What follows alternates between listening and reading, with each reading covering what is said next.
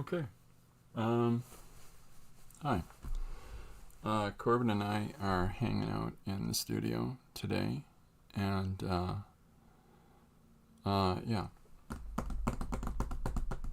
we're having a day, but we're trying to keep occupied and get some things done.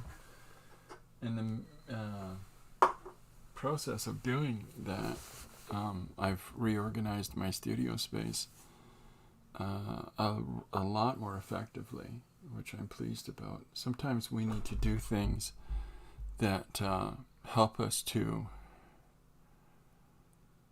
acclimatize to whatever things that we're processing in life. And so on the screen is our cat, Baby. I first got Baby when she fit in the palm of my hand. Hold on, I'll show you something.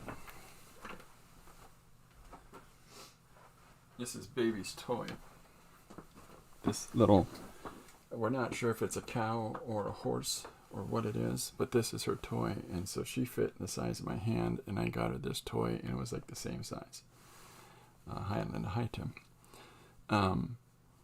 So had Baby for 14 years, almost 15, literally almost 15, and she passed away yesterday.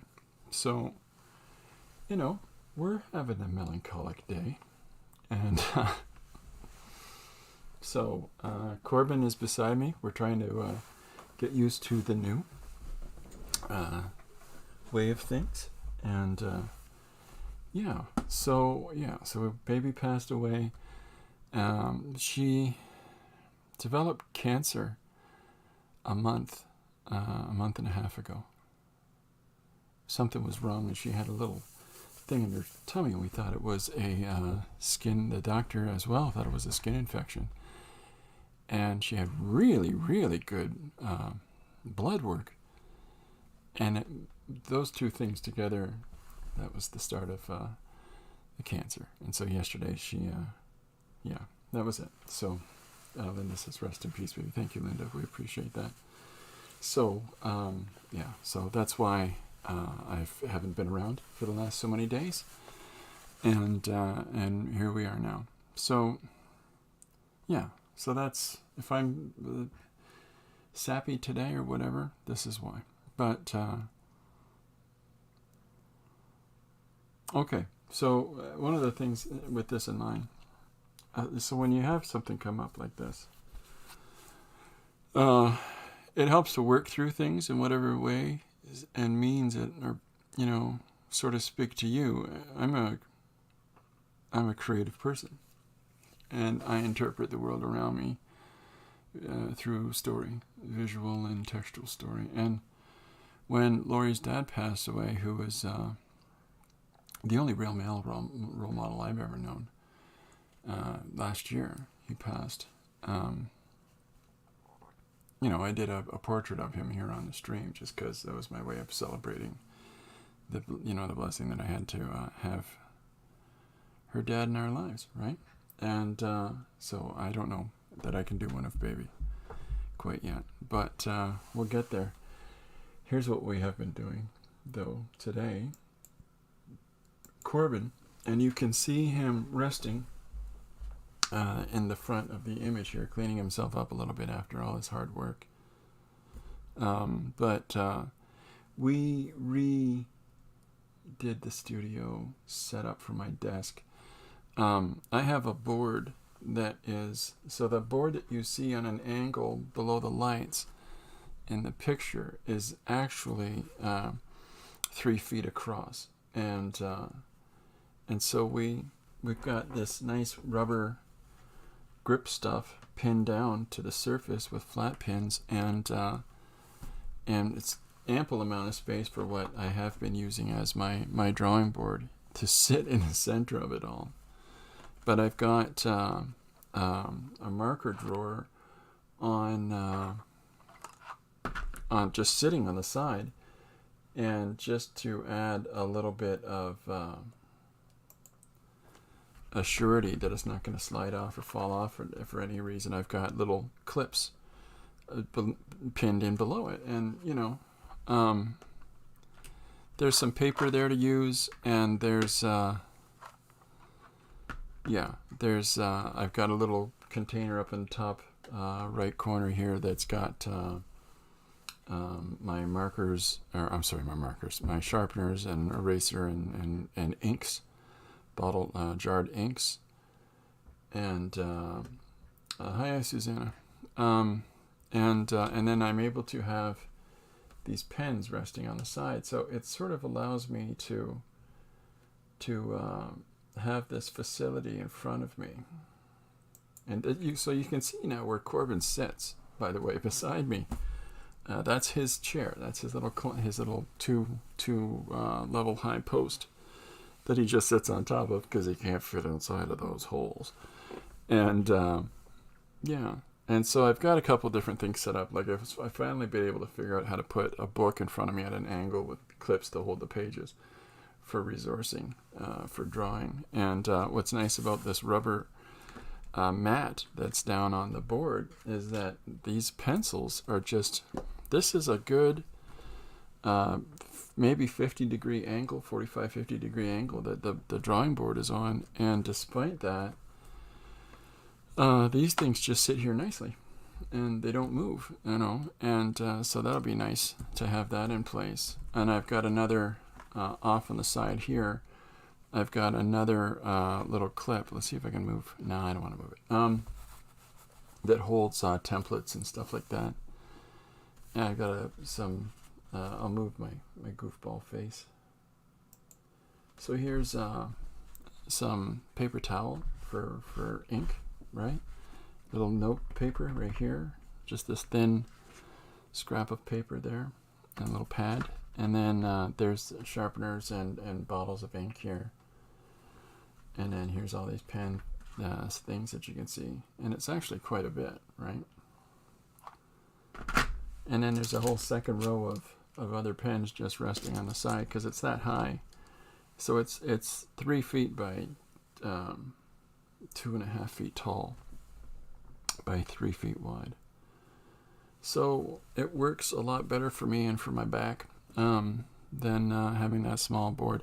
And the rigidity is really nice. Like having rigidity to be able to lean on something is nice as well. Or that when you're placing say a ruler down or something and you make a mark, you don't have to worry about buoyancy in the surface that you're working on. So Linda says, great new setup. Well, thanks, Linda. So Corbin and I, this is what we've been doing all day, which is really, unproductive. That, making a big old cup of coffee. How big? Massive. I'm allowed 1 cup a day. So I get the biggest cup I can find. So with all of this organized for ourselves, it makes it, a couple things are able to be implemented better. This is, just to give you an example, this is a fairly good sized book. Okay, this is a big old book. And this is Masters of Spanish Comic Book Art. And I can now hold the book large and open under the camera to show people, so that I can show, the wonderful artwork in all of its glory as it's laid out across these pages.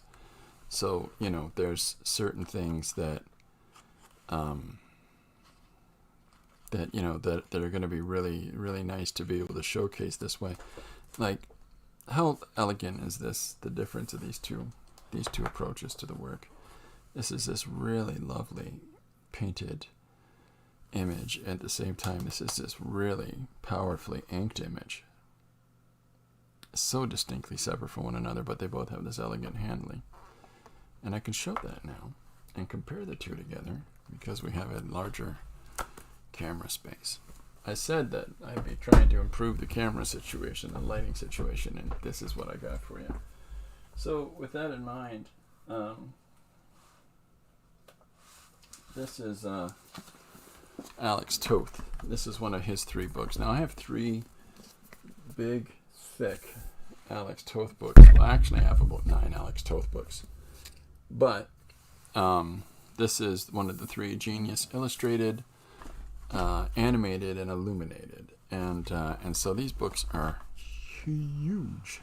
And I've talked about Alex Toth quite a bit, and his principles about using black, gray, and white in order to separate planes within an image. Oh my goodness, pardon me.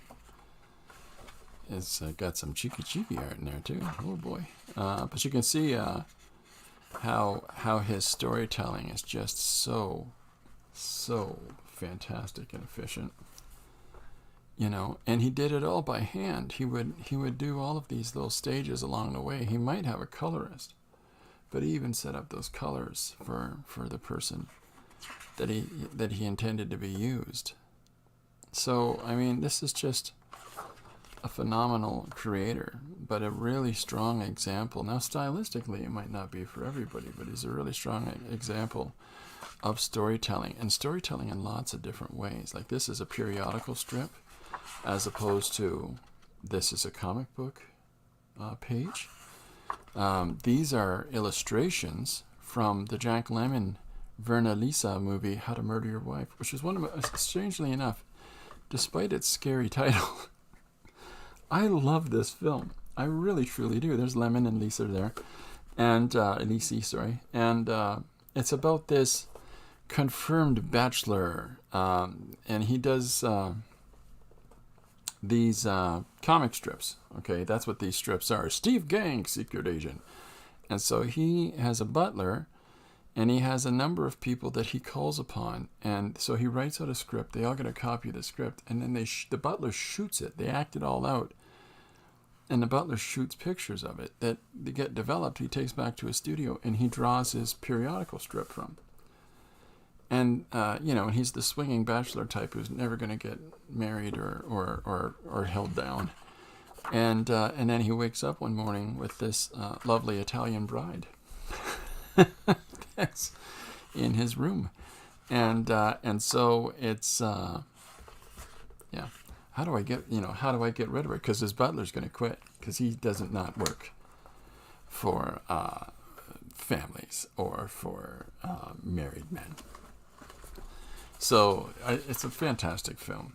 Anyways, it's so this is another thing. This is the How and Why of animated comic strips, or cartoons, comic strips that move. And so this is Alex Toth, who designed the Super Friends and a slew of Hanna-Barbera shows like C-Lab and Space Ghost. And this is him talking about the process. Now, this process is greatly outmoded now with computer technologies and things like that, because this goes back to 1975. But he walks you through the process. He hand letters all of this, by the way. But he literally walks you through the process of, making a cartoon. Just fantastic, and it's pages and pages of just these notes that, would be available for people to utilize. And it's pretty great. So I really appreciate all of the ways that his creativity has contributed to a larger industry. So anyways, that's the opportunity to show you that one of these big Alex Toth books in full.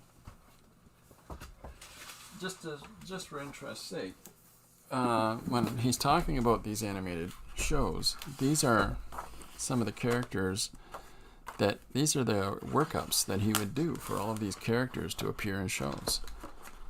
And and the way that he would lay out thumbnails, just like we've talked about here on the stream. And he would lay out the shot progression for the story. Here's some more of those. A little less fancy as the last ones I just showed you. you can see these big directional movements with the arrows, and that's to show you which way people, like this person's going that way and this person's ducking back, and these X's are to say, no, don't use these ones. And then he redraws them, he reapproaches them down below. So it's a really interesting way of going about and creating stories. You can see all the different. There's character layouts again. There's Johnny Quest. Or no, this is Space Ghost and Dino Boy. I'm so sorry. There's Brak. Hey, Space Ghost. I love Brak, by the way. He's one of my favorite. There's a show called The Brak Show, and it's made by Adult Swim. The Adult Swim Cartoon Network bought Harvey Birdman and turned it into Harvey Birdman, Attorney at Law. just absurd. But Space Ghost became a talk show host, became Space Ghost Coast to Coast. And Zorak, the Mantis villain on the show, was his keyboardist, and Moltar, in a radiation suit, from the lava people. He's the recording engineer, handling the cameras and the sound. And then Brak was a guest that would appear from time to time. And whenever Space Ghost would get fed up with his cohort, like any of his supporting cast, he'd shoot him with his freeze ray or something, or his blow up ray. And Brak was not animated to explode, and so there's whole episodes where it's just you can't shoot me because I'm not animated to explode. They gave him a hillbilly accent, just good stuff. Anyways, so this is Toth's design work and behind the scenes stuff. There's Mitor, Birdman. There's Harvey Birdman, Attorney at Law. There's Birdman Psychic, Bird Boy. There's Bird Girl. There's Robot Birdman. Anyways, it took it from being the superhero trope and turned him. All the characters still dress the same and behave the same. It's just that they're all. It's a law office now. They're all attorneys. There's episodes like the Yabba Dabba Dawn where it's the Flintstones meet the Sopranos, and then there's the Uniboo episode where it takes on the Unabomber story, but it involves Boo Boo from Yogi Bear. Yeah. You might think at this point I've completely lost the plot to reality now in my grief, but no, these are all real things. And in the Space Ghost Coast to Coast talk show, the Brak Show, which is it's a riff on 1950s Leave It to Beaver, My Three Sons shows. So it's presented as a sitcom with a laugh track and everything.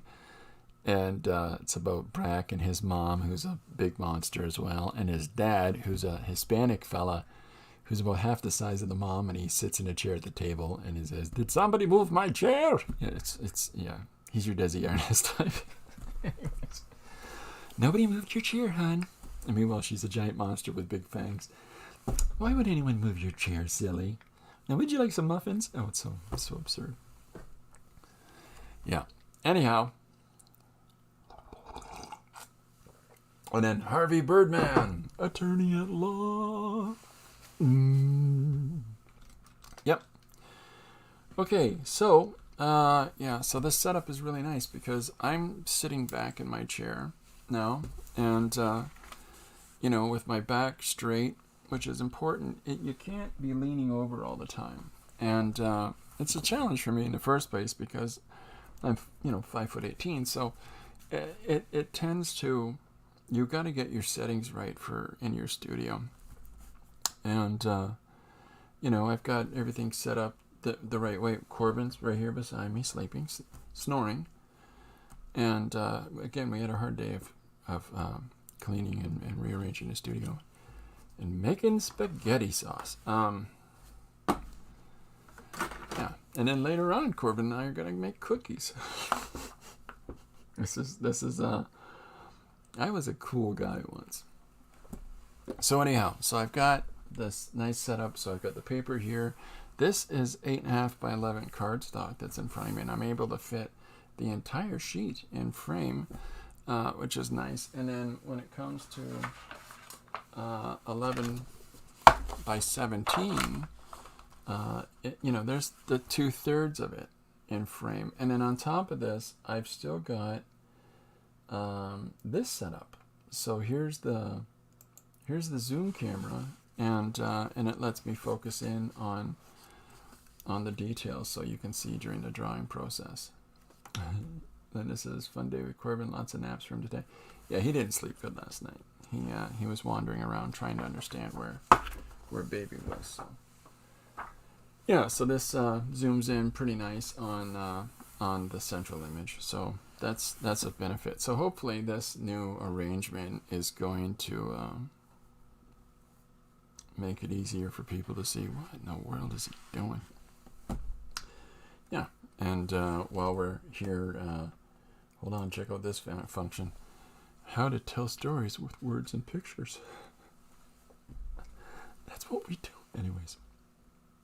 Yeah, so, and then up above, you could have seen in that original photo, in the studio, that I have a little tablet right in front of me, okay, that I can look up a reference image. And this is what I talk about when I put up a reference thing, and it's just little thumbnails, and that lets me utilize the image, but at the same time it encourages me to develop all of the details and key information myself. So that's where that sits, and that's actually at a full arm's length away from where I'm sitting. So the scale is a little bit off, but you get the gist of it, so that I can reach it all the way across, and adjust that. So yeah, I'm pretty pleased with how this will work. I had my studio set up like this a long time ago, and it's just got overwhelmed with projects and things like that. Linda says, "Can you put baby in your story for today? She could be a queen for the day." I can't. I don't think I'm up for that yet. But thank you. It's a wonderful idea. But yeah, I think that's I'm going to write that down as a suggestion. But I can't. I'm not up for that yet. I just yeah, big sappy guy. So baby, I'll write baby down in the book. See, I have the clip on the book so I can hang it up on a little hook here. Baby, queen for a day. And that's from Linda. Thank you, Linda. It's wonderful. Yeah, so that's in the book, and we'll be doing that as soon as, yeah. So yeah, so I've got stencils and things like this all here in the top left corner of this desk, and it's big enough that you can't even see them in frame. So it's room to work in, and yet not feel, ugh. So, which is what I was really feeling. And when you're feeling hemmed in, and at the same time you're, emotionally whatever, yeah, you got to figure out something to make an active change.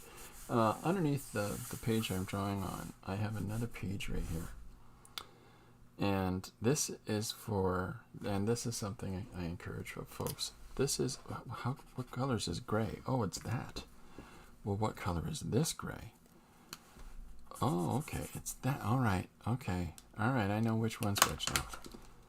And so if you're able to do something like that for yourself, there's great benefits to be had for not putting those marks down on your compositions.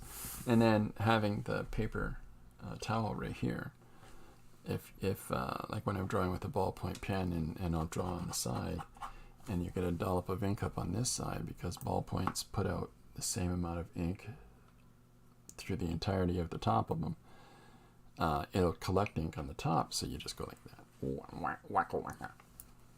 And you make that sound. If you don't make the sound, I mean, what are you doing? What are you even trying? So, I've got a bazillion thumbnails, and I'm just going to spin the dial and see what we get. I don't know what this is. Yeah, okay, I don't necessarily want to.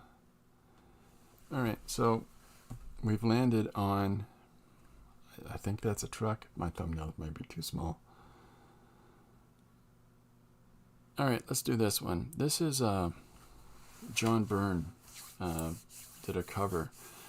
He did a Superman story, and in his Superman story,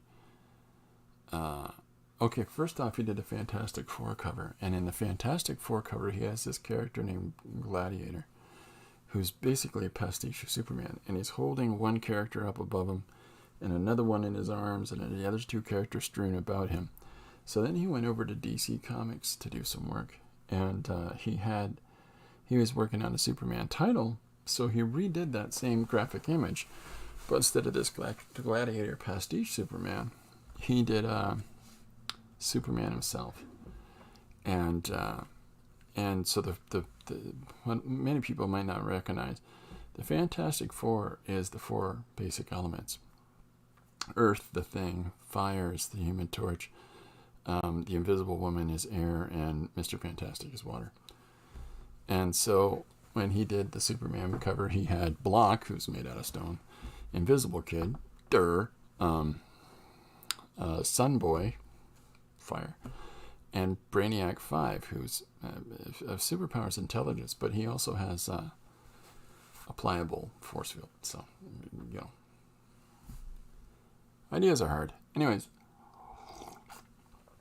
hello, Jim. Welcome aboard.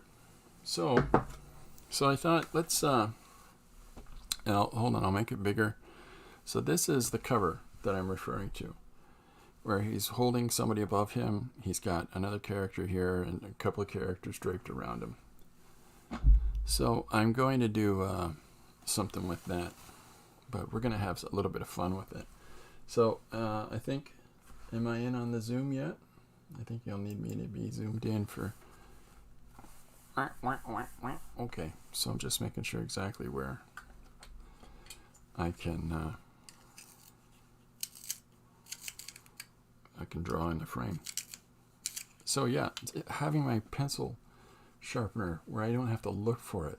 Oh, I gotta tell you, this setup is nice. Just having it right, look at it, it's right here. What? Oh, what? I put it back. What? Yeah. Okay, let's zoom in. So let's see. I'm gonna really rough it and have some silly fun with it. So we're zoomed in, and I can move this over a little bit. There you go. And so what I'm going to do is I'm just going to draw quick and sloppy. And I'm not overly worried about all the line work. I'm just putting our characters down, and then we'll go from there.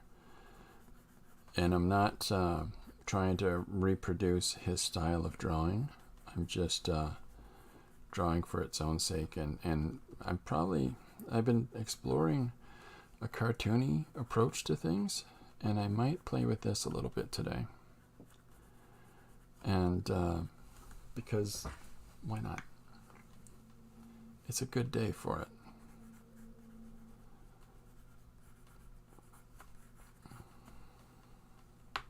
So yeah, I haven't decided quite yet on the way I'm going to go about drawing in this cartoony vibe. I had considered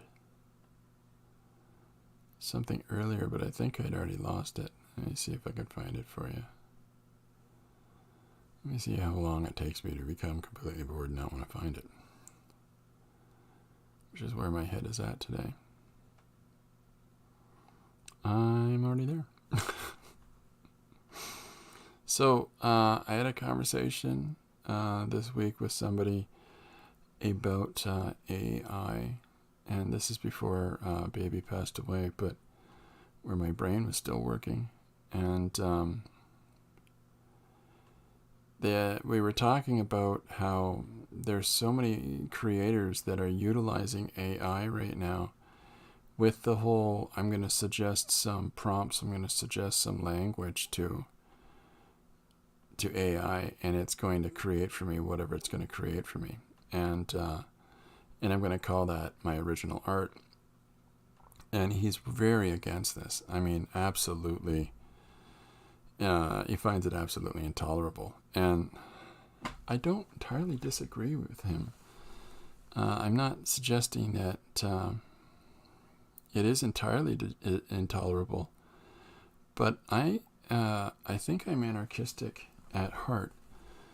And so when I see somebody, so here's the thing about resources. When you see somebody else's drawing of something, I tend to hold that as somewhat sacred, and I don't want to, I wouldn't want to interfere with their drawing. I wouldn't want to,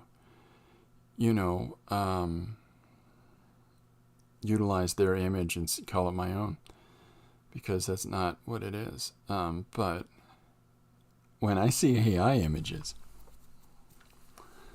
I'm not as respectful. And because those AI images are fashioned based on all of these other algorithmic, extrapolations of other people's work, and all of that condensed together. I have no idea what I'm doing at this point. So I tend to not hold those things as so sacred. So with that in mind, when I am doing something like today, which is this sort of pastiche of this John Burney image, I don't want to draw John Byrne's picture. At the same time, I want to take a little bit of liberty with how I'm doing it myself, and reinterpret a few different things.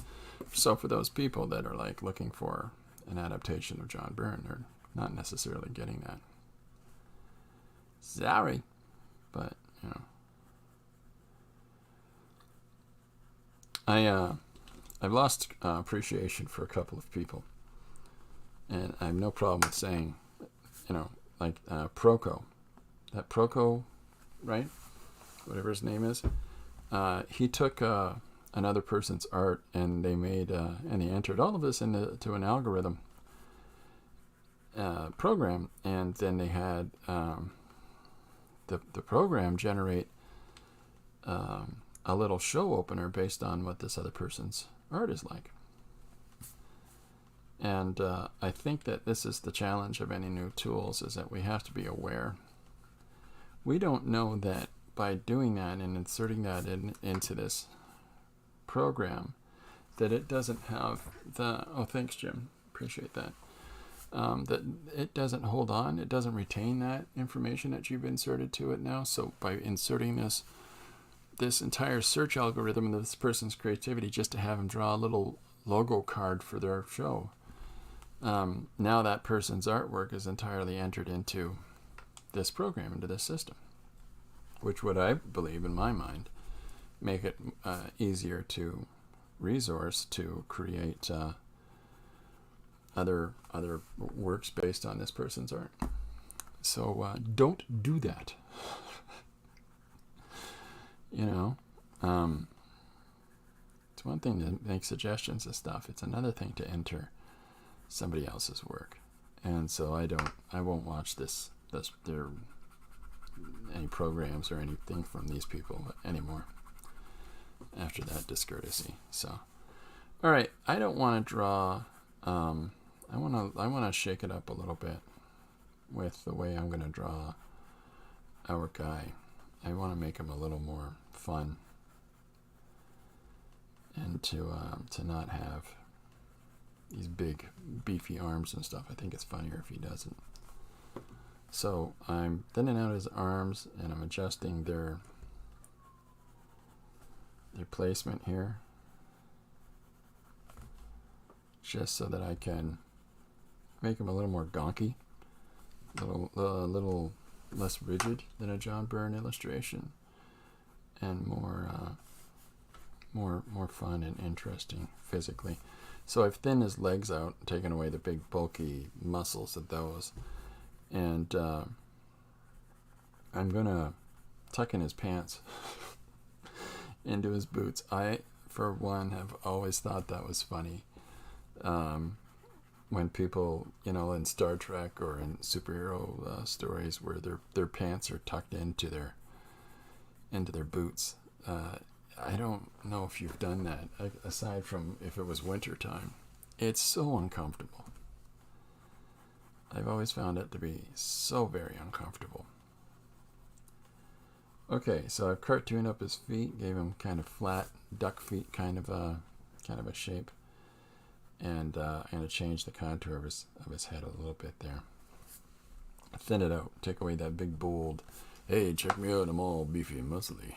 And so in his forearm, I'll replicate this whole holding somebody else up by their clothing pose here, but again, I'm not giving him big jacked up muscles.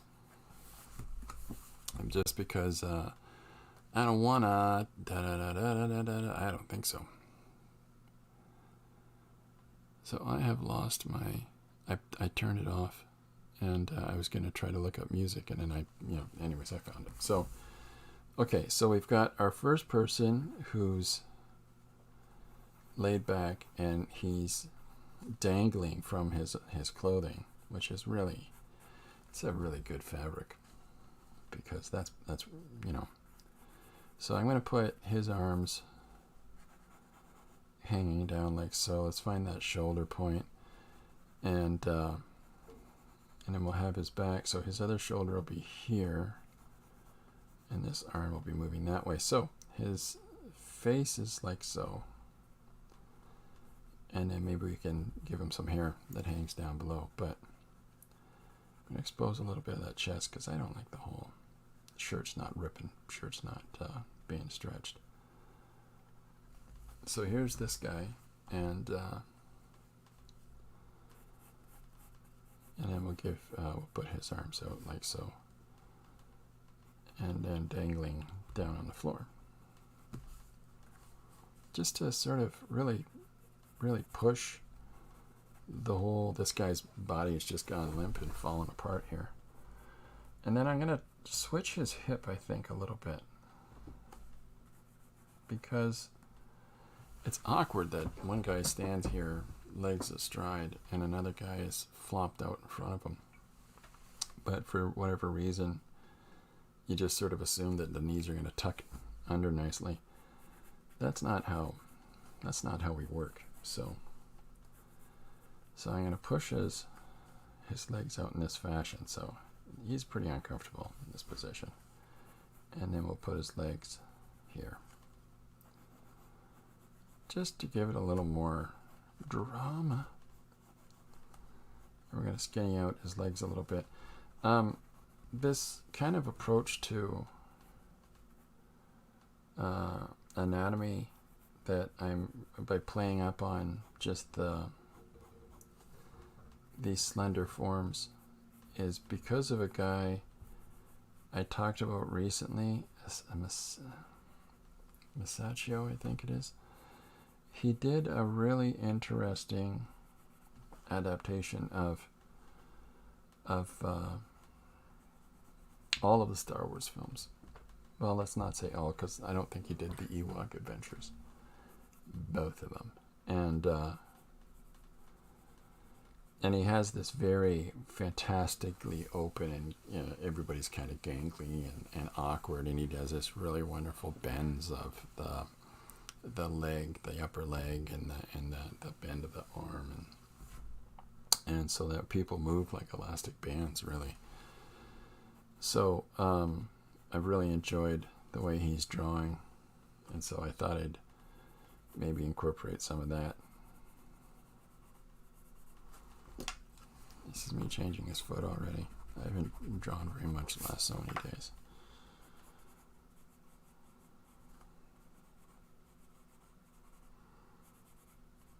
Yeah. So there's his other hand. And so there's our first guy.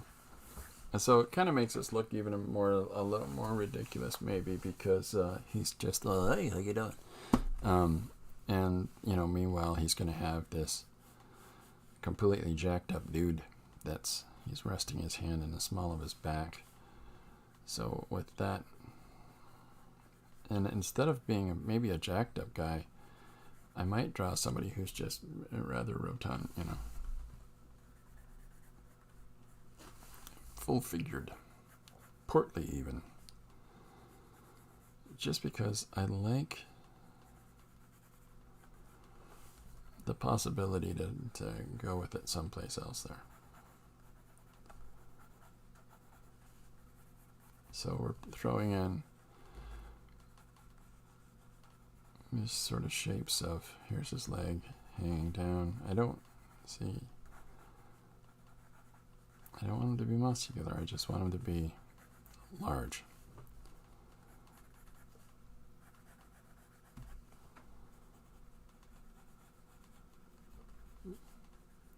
But to play off on this John Byrne, and we'll hold it up in a minute and see how it compares, because I am taking a few liberties here. And then we'll have a little fun with the inking. Not really a comic today per se, but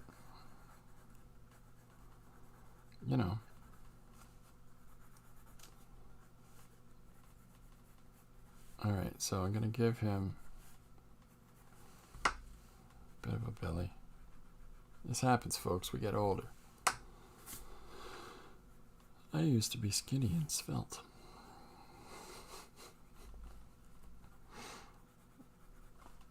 And then here's his arm.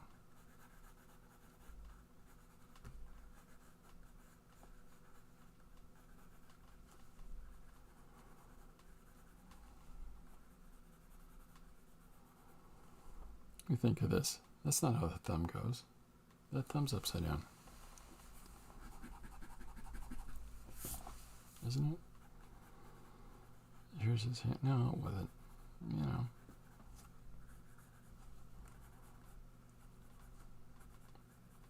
My friend, I have a friend named Ray.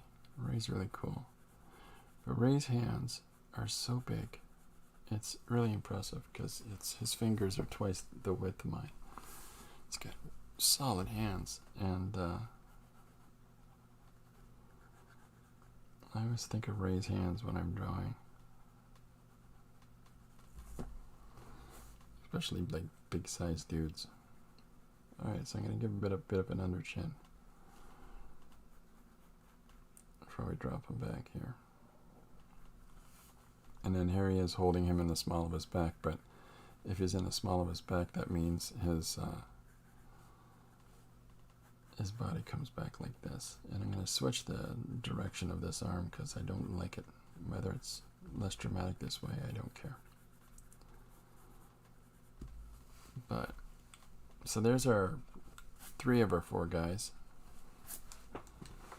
And I'll show you the Byrne cover that we're riffing off on.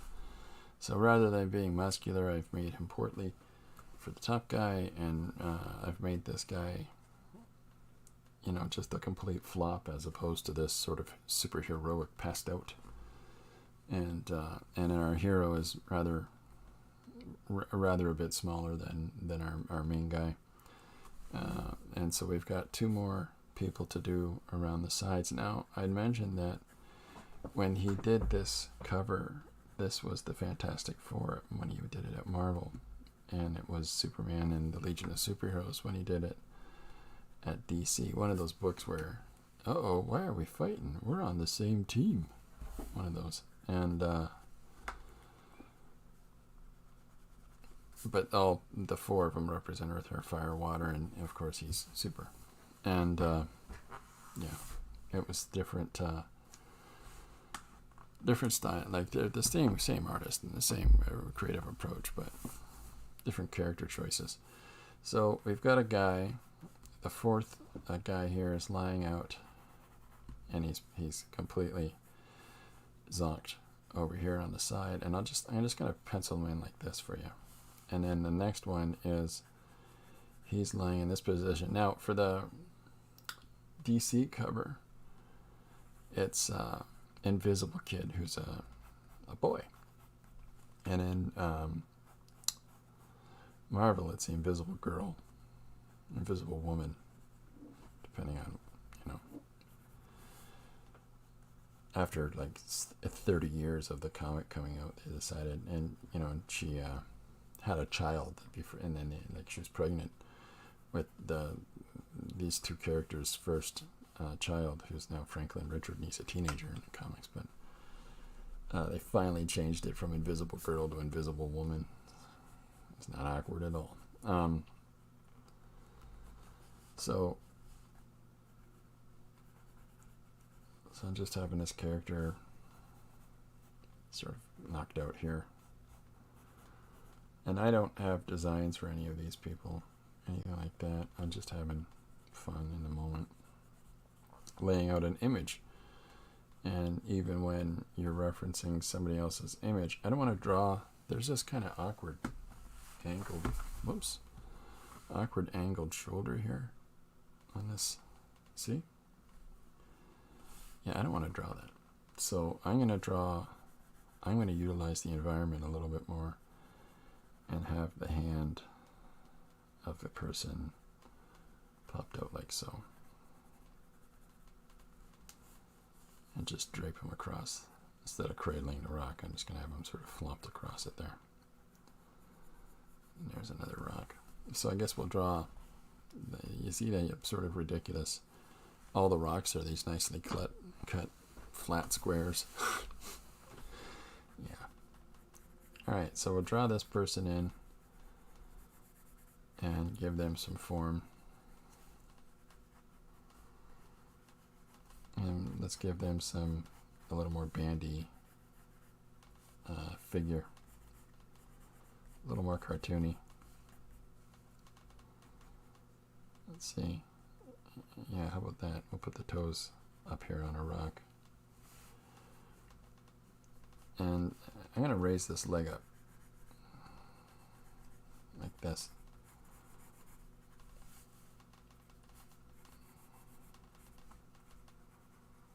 Just so that, you know, as the person's knocked out here, it's just sort of the way the body would fall, right? Right. Thanks, Corbin. And then I'm going to put this arm like this. I'm going to drape it down instead of having it hanging. So somebody's having a rough time here. Well, they all are. Who are we kidding?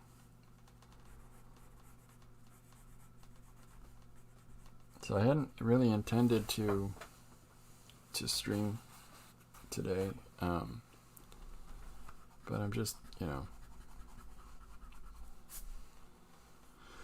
gotta keep occupied. So let's put the other. Let me think about the shoulders here. If his arm goes up and hangs, if his arm goes up, yeah, I suppose you can hang like so. So he's hurt his back. Anyways. So there's a couple of guys. So here's our reinterpretation of this cover. So there's your John Byrne. And there's your, you know, Rudy Sammartino. So I'm going to put some bits of broken street and things around them. But a little less uniform than they were in the original.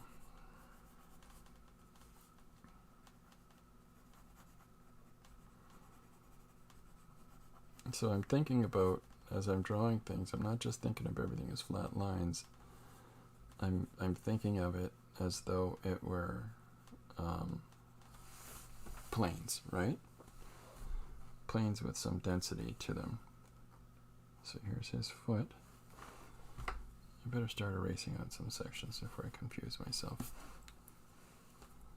So here's his hand, right? And this leg is a little too rigid. I think I'm going to have it follow along this one, like so. And then we'll put this jagged sort of information across here. And then we're going to clean this up in a second with another pencil. So here's his foot, unencumbered now. I didn't like it half blocked and stuff by this other leg, so that's why we cut it off.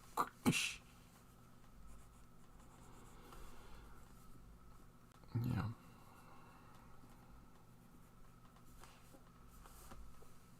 I got Snoring Magoo beside me over here.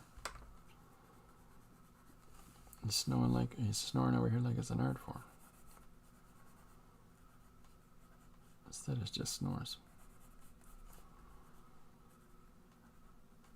So here's this person. We'll put a big piece of rock. There's a funny line in a movie called Hedwig and the Angry Inch. And the one character describes himself. There I was, minding my own business, sunbathing on a broken piece of church. And this takes place, the context of it is, it's after World War II. And so he's in Germany, and he's in a bombed out town. And so he's sunbathing on a door on a piece, or sunbathing on a broken piece of church, and so he's lying on a door amongst this rubble of what was once a church, and just sunbathing. That's how you're introduced to the character. So it's I found that really interesting. It's a great opening line, a great way to describe a character in a wreck of a situation. So I'm gonna put a broken piece of church in here, and have this be a door. That his foot is just laying across here. Now I'm putting the door at a different angle than the foot, so that it might help to make more clear that the foot is on the chair, or I'm sorry, on the door, as opposed to being a part of it.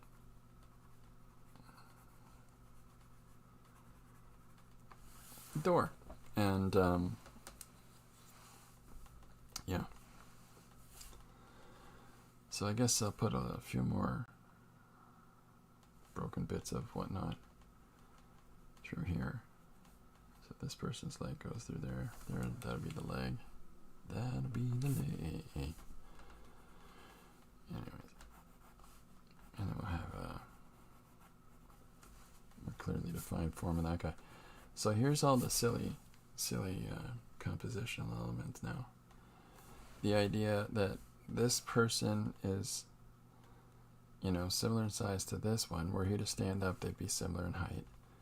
This person is much more girth in the first place, so they defy the rule when it comes to putting things in perspective. But the two people in behind, I'm pushing perspective a little bit by making these two smaller. Now were they to stand up, they'd probably come up to here on the main character. But the idea is because they're farther back.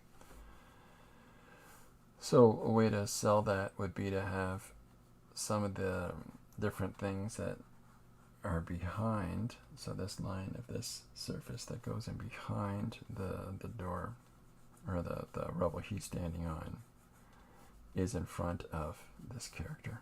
So that should sell 1, 2, 3 to the 4 steps away from where one is to the next. And then we'll put some broken landscape up through here as well. So there's our broken business around them. And maybe I'll think about, I might want to put a car in behind there just because it's kind of flat. Now the car doesn't necessarily have to be in there at all, because it would detract from the action of what's going on in the foreground, but why not, right? Why not do that?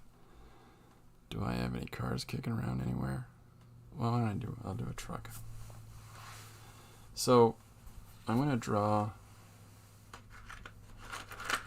I got a light blue. Hey, light blue. Hey, Chris, how you doing?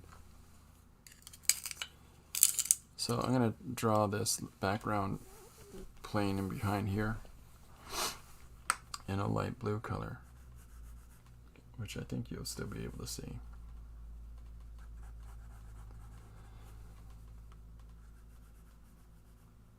Sorry for a little bit depressing here today, folks, but it's been a day. So here's this vehicle that's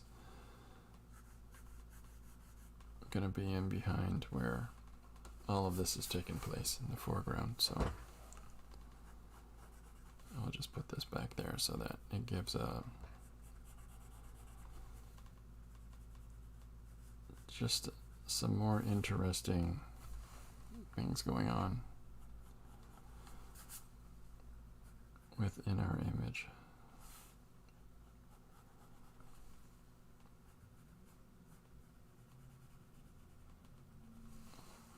You can hear people revving down the street in front of my house here. You gotta have a loud engine for me to be able to hear that. If you're one of those people, don't be one of those people. Alright, so this circle and square are smaller than this circle and square to give the impression that this is a little bit closer to us. So I'm just drawing random truck thing.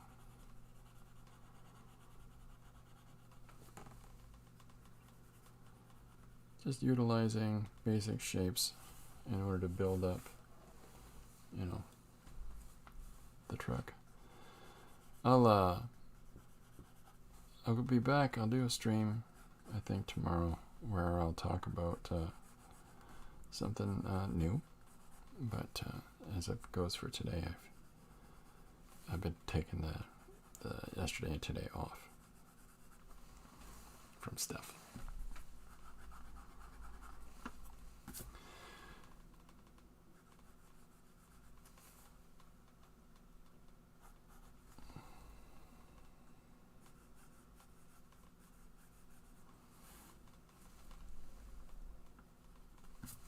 There we go. So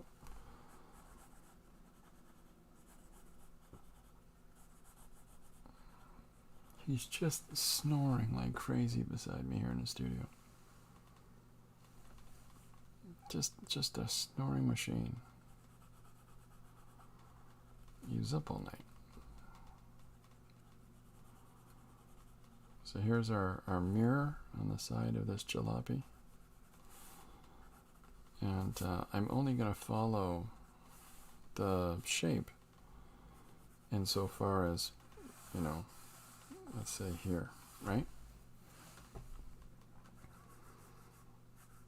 And if it is a benefit to use a ruler and to really work out your perspective, do so. There's no, it's whatever works for you.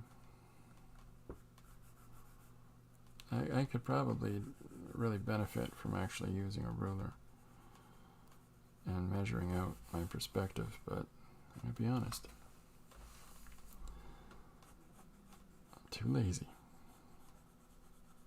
First I got to get out the ruler. Then I got to rule things.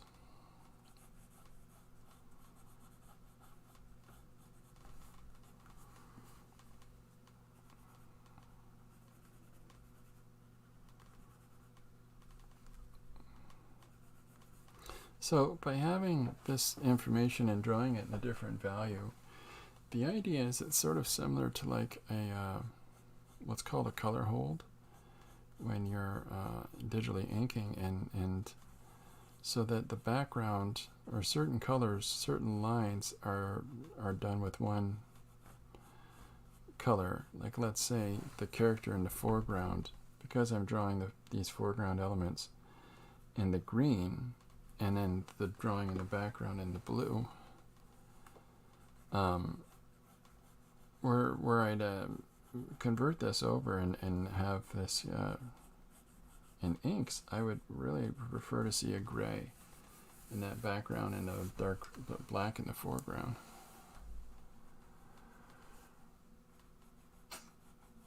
Yeah.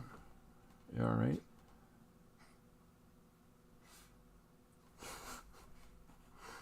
I just woke up sneezing.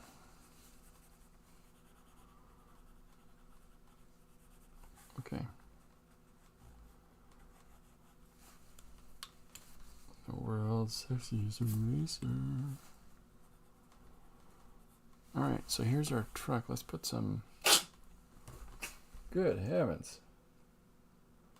You okay?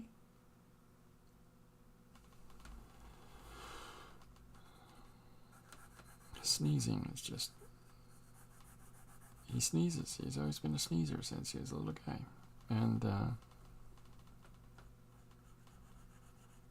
it's just so funny. He does this. He goes like this. He goes... He looks at you. Well, that was powerful, pal. So then there, we'll put this bar on the other side here and carry that over. And we'll put this connecting bar across there. It sits over top of the front of the truck. And then let's do a raised little... Here's some kind of blower system for the vehicle.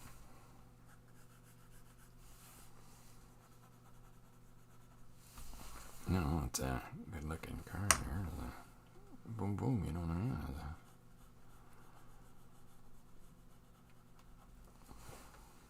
Alright.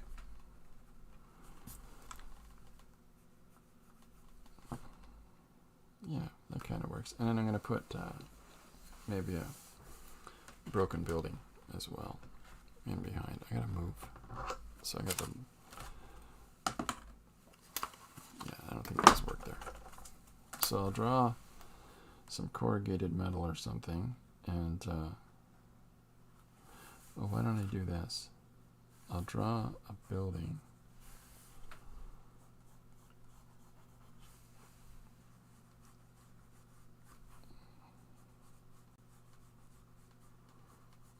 With some lights inside, or some windows.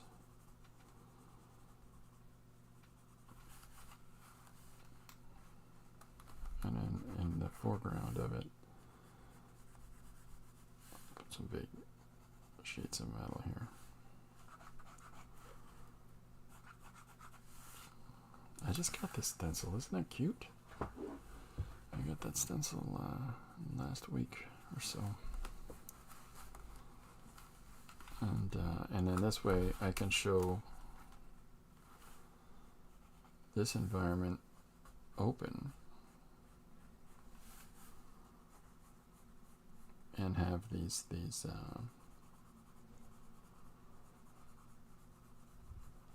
receding windows here, and just to give a sense of depth to it.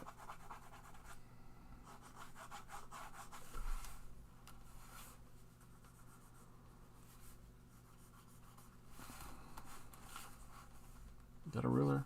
Use a ruler. Ain't got no ruler? Don't worry about your rulers.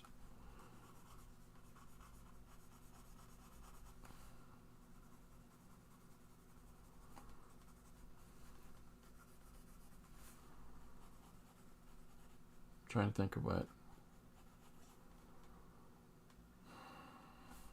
my son puts these concrete barriers out. Maybe I'll use a couple of those. That's one of the things he does with his job. He works in concrete.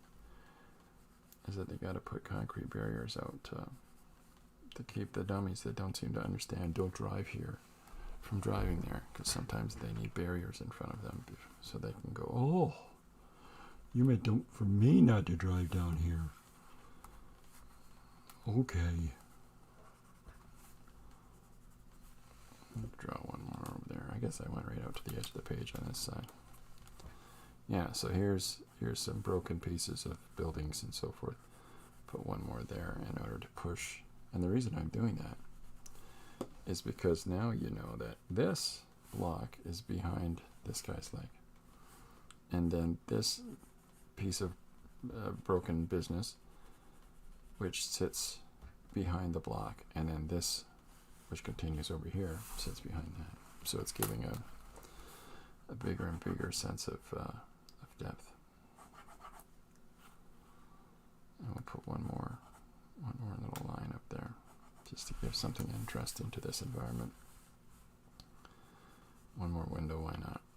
Skylight or whatever it's called. Doodly do. And then I would do the rest of this as this value. And this X's mean do a solid value here, usually of black or whatever the dark color would be.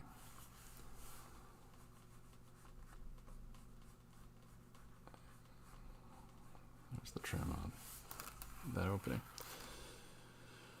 Okay, so there's some more interesting details for in behind here, and I'm just going to do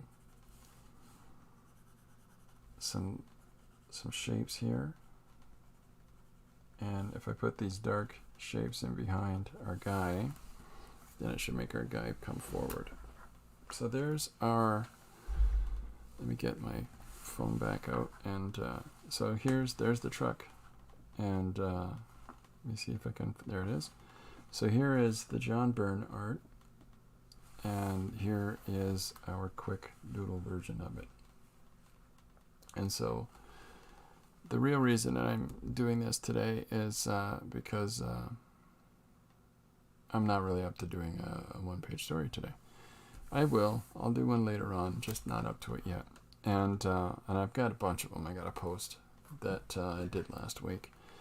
But by sitting down and looking at what somebody else has already explored and done some really crafty line work to put together this composition, how can we, if we want to look at that and learn from it and reinterpret it in our own way, how can we do so? But we can add elements that makes it ours, or we can change layouts of the figures, or little compositional aspects, like here his arm is resting on this plateau as opposed to it's draped off on this angle. We've put it on this angle, a horizontal angle. Or as this guy looks somewhat muscular as he's hanging there, I've made him just a normal person who's a big sack of grease there. And here's this guy still with this sort of heroic, and then, no, he's knocked right out in this one.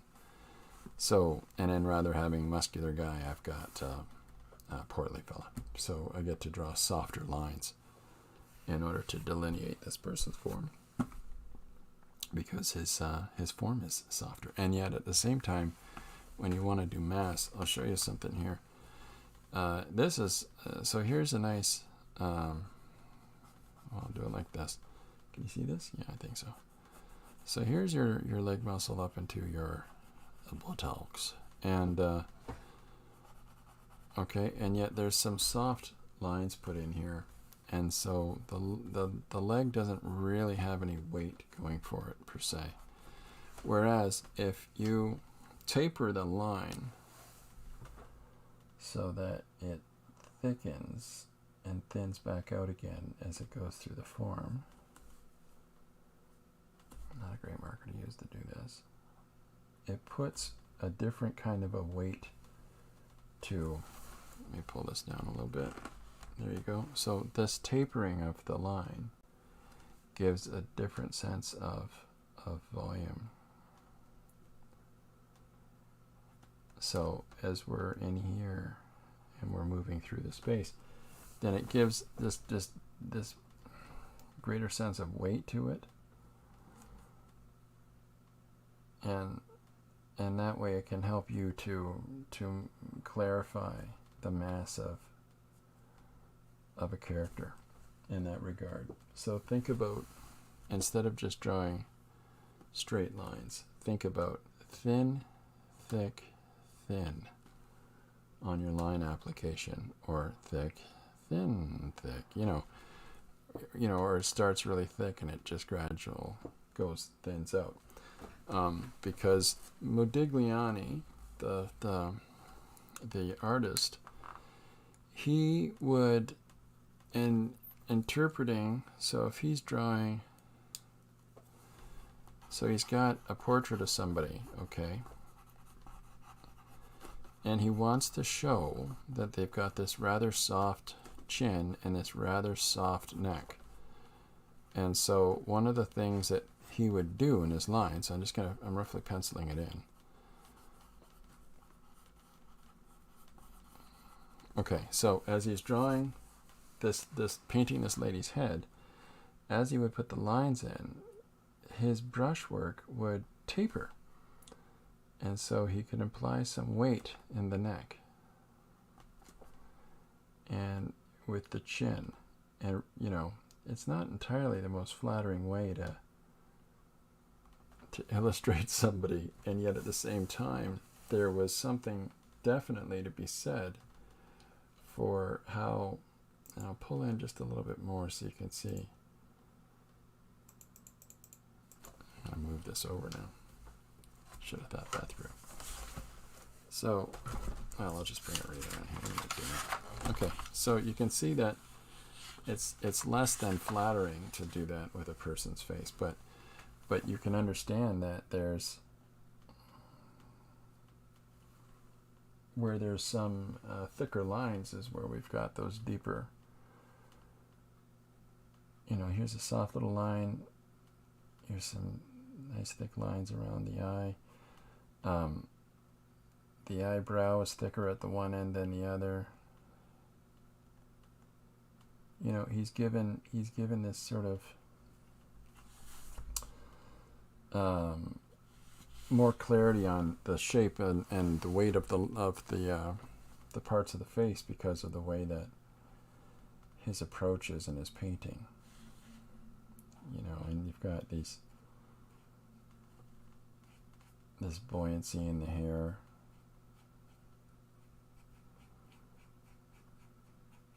Things like that. Just little things where if you modify your line and thin it out, it definitely puts that. Oh, Linda said it. She said it helps to show volume. We'll definitely try that. So utilize this line that thicks off, or it starts thin and goes thick, or starts really thick and tapers off in thinner and thinner and thinner amounts, because it lets you, the thin line implies one weight, the intermediate line implies another, and that thicker line implies a third weight. It's the same as, looking at it as value. If you're going to do something as a linear construct only, then utilize lines purposefully. Have right here beside me, here's a micron 8, and that makes this line, okay? And then beside me as well, I have this uniball, which I'm pretty sure makes a thicker line. So there's already a little more applied weight to that. And then I got this Fudenosuke pen over here, which, is a thicker line. So you can see how these three different small variations in line, though, you get the idea if it's implying more weight as it goes. Here, let's, what have I got? I got this, yes, brush, and this is the same thing, but you can do this thin line into this thick line and back out again into the thin. I love stuff like that, especially when you're going around a circle. You can really give a sense of very different weight applications. So if you're drawing some clouds, that's one way to do it. But if you've got a very, very small marks inside too, that gives it a little more sense of density. Or not such a thick density if you were to apply your cloud lines very, very softly. So play with line. It's a lot of fun. Okay, I'm going to pull that crazy zoom back. So there's our composition for today, folks. And, yeah. I don't know. I hope people find this interesting. Find an image. I don't know. Try to find the same thing. A Man of Steel cover by John Byrne. Byrne. And there's two John Byrnes, by the way. There's the painter John Byrne, and then there's a comic book artist John Byrne. They were both born in England. You know, one is in North America, Canada, America. I don't know where he lives. And, you know, one does fine art, and the other one does sequential art. So find a sequential art one. And look at this image and try it. Try it, do it your own way. To see how you would reinterpret this. You don't have to stick to the bulbous forms that he has, the really bulbous muscles in Super Dupe's arms here, or well, everybody's arms, and you can try to be a little more organic in your shapes, or make them far more animated and elongated and things like that. See if that is fun for you. Play with your approach. It's yours. There's no wrong way of doing it. Anyways, I'll get that finished and posted for tomorrow. But, yeah, thanks very much, everybody, coming by. You know, thanks for being nice and supportive and everything else. And we appreciate it. I'm going to check off for today. I'll be by tomorrow, probably 1 o'clock. Yeah, definitely 1 o'clock. Okay, thanks very much. Thank you very much to Linda, the moderator with the mostest. Linda, I sent you a message on Instagram. Okay. Yeah, so check that out and then get back to me. All right, thanks very much, everybody. I'll see you tomorrow at 1 p.m. EST. Bye for now. Go draw something.